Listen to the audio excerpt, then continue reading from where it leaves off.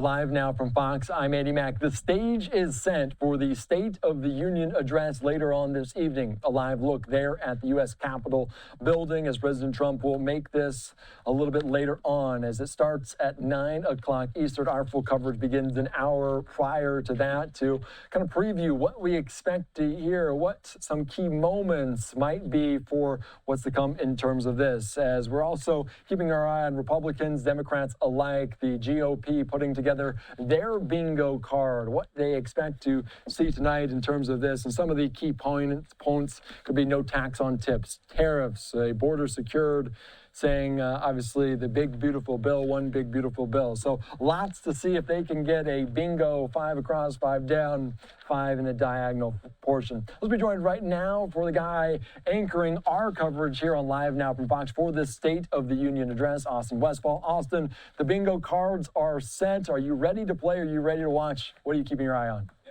I might be listening into the speech. I gotta say, that was the GOP that sent that out. I wonder if it would look a little bit different if we saw the Democratic version of the bingo sheet as well.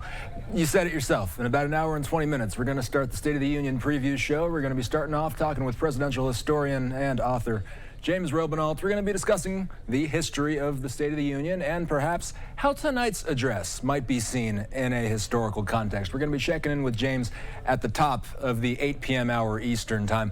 We're also going to be checking in with Caroline Shively from Fox News. She's in D.C. Andy will also be having a panel of Republican and Democratic strategists throughout the evening as well, one leading up to the speech and then one after the speech, getting a little bit of reaction about how both parties are not only seeing President Trump's State of the Union, but also Abigail Spanberger. She'll be giving the Democratic response after Trump wraps up sometime later tonight.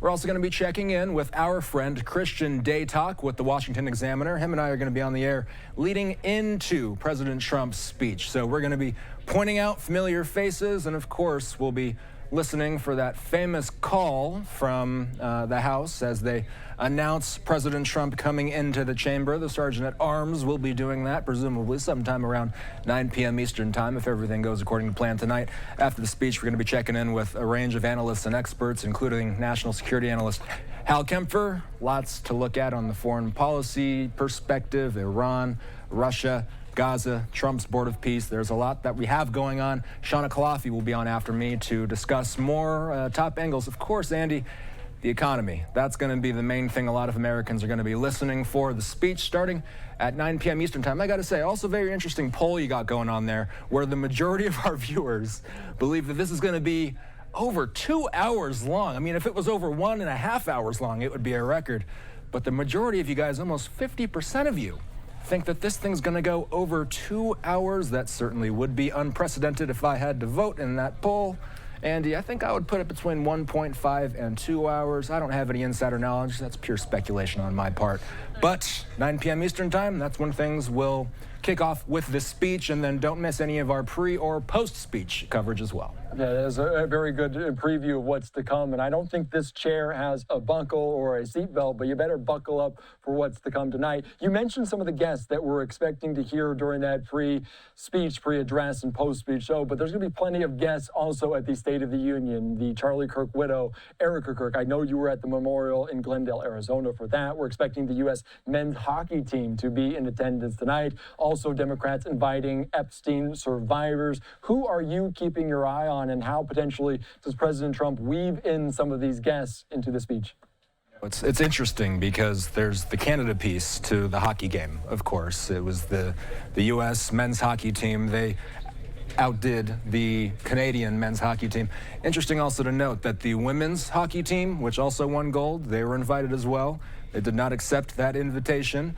I'll be looking out for that. I mean, also, Andy, just late last week, we got that Supreme Court ruling that really fell not in Trump's favor. 2 SCOTUS judges that he appointed himself ruling against his wide-ranging tariff policy. Trump had some unkind words to say about those justices after the ruling came down.